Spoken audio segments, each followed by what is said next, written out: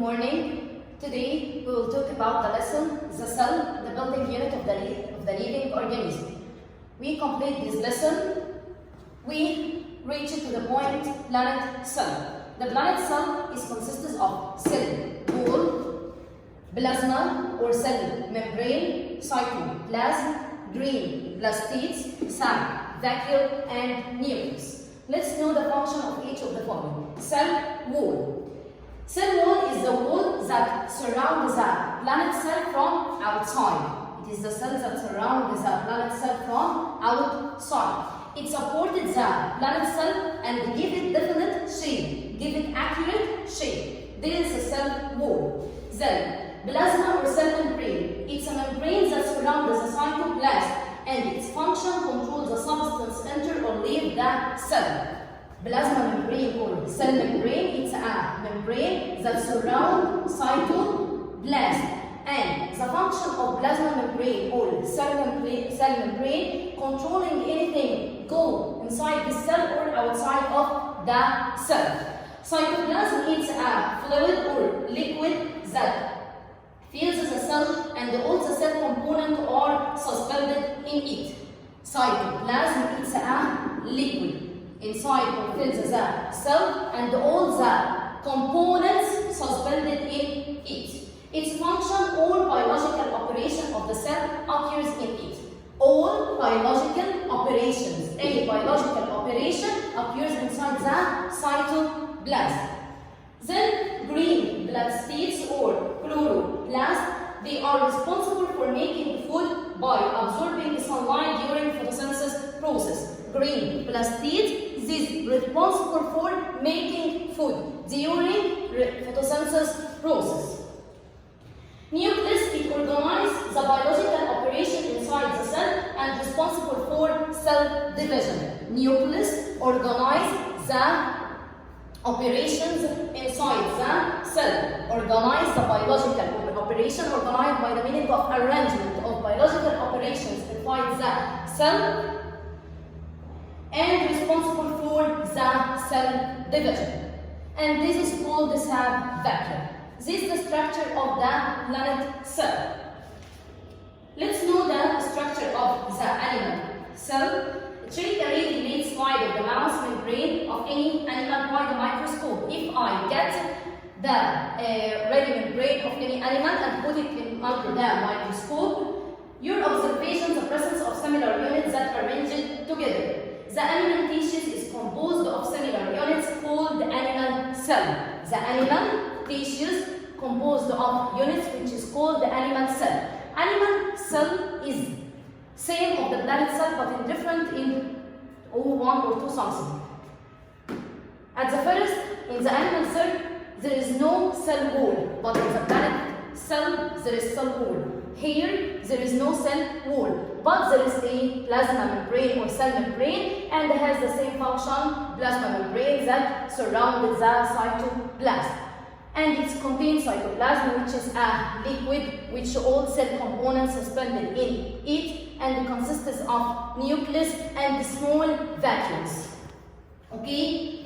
So, the planet cell is characterized by the presence of cell wall green plastids. Here, there is green plastids and cell wall. But in the animal cell, there is no green plastids or there is no cell wall. Both animal and the planet cell are similar in the presence of plasma membrane, cytoplasm, and nucleus.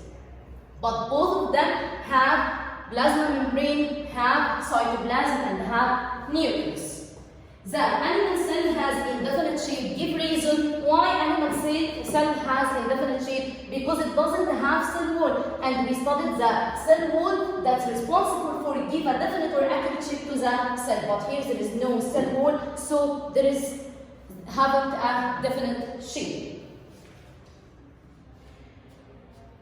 We talked about unicellular, multicellular living organism as a planet cell and the animal cell. Now we will talk about the unicellular living organism. Unicellular by the meaning of consists of one cell. Unicellular living organism by the meaning of it consists of one cell.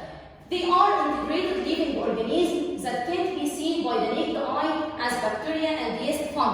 I can't see it by naked eye. But I can see it under microscope as bacteria and yeast fungus. They prove that the cell is the unit of structure and function because it has the ability to do all biological function. These unicellular living organisms have the ability to do all biological function. Examine the structure of the unicellular living organism as the yeast fungus. This is example of the unicellular living organism. Yeast fungus is composed of one cell that contains many components. Yeast fungus is composed of one cell, contains many components. The yeast fungus is unicellular microorganism made up of cell wall, cytoplasm, nucleus, and vacuole. So, yeast fungus consists of one cell that consists of many components as cell wall, nucleus, and vacuoles. The importance of the yeast fungus. What is the importance of the yeast fungus in our life? The first thing is making bread, where the yeast produces carbon dioxide gas that causes the swelling of bread and make it gross and tasty. Again, making bread, where the yeast produces carbon dioxide gas that make the bread gross and light and tasty.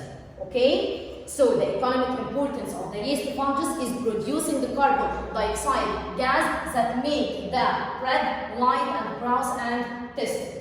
The second thing is in making alcohol, where the yeast changes a sugar solution into alcohol and carbon dioxide gas.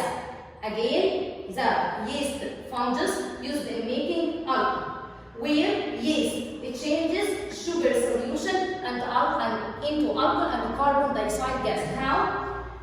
To prove that the yeast produces carbon dioxide gas when added to a sugary solution. Bring a glass bottle containing a sugar solution and add a piece of yeast to it. Sugar solution means water containing some amount of sugar dissolved inside it. When I bring a glass bottle which contains a sugary solution and add a piece of yeast inside it, and then put a balloon of the mouth of the glass bottle, after time you will feeling that the balloon will blowing. By the meaning of this releasing of the carbon dioxide gas. So from here we know that the yeast changes a sugary solution into carbon dioxide gas. Yeast fungus produces carbon dioxide gas when added to them. Yeast fungus is used in making bread because during making bread, yeast produces carbon dioxide gas that causes the bread brown and tasty and light.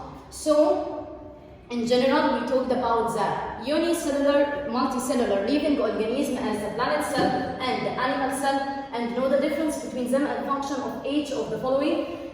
Then we talked about the unicellular living organism as the yeast fungus, and we know that yeast fungus have a great importance in our life. The first in making bread, second in making alcohol by changing a sugary solution into carbon dioxide gas.